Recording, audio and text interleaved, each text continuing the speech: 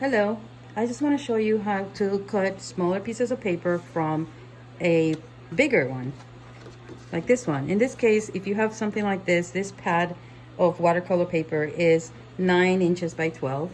And so what I usually do to get something smaller from this size, I just take my ruler and I make 2 points of reference where I'm going to cut.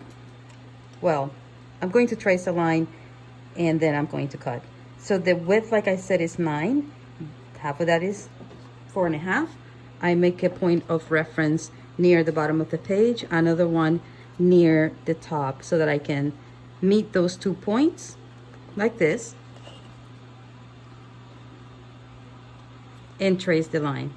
It doesn't have to be perfect, but you know, the closer that you can get it to be exact, the better.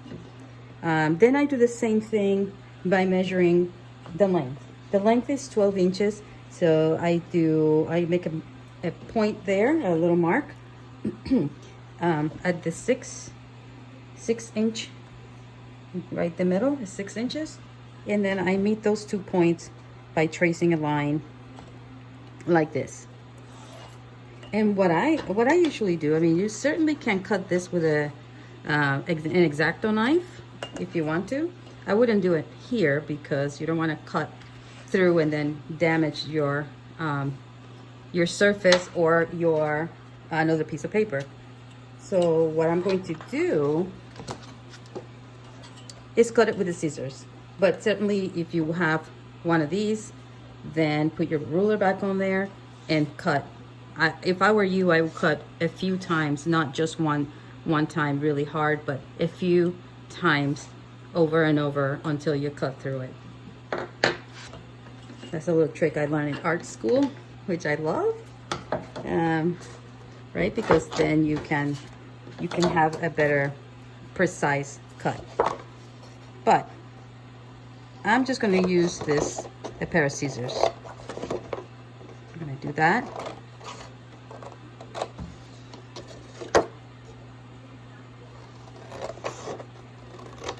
And this size is really good for beginners because, you know, you can do small paintings and get acquainted with the materials.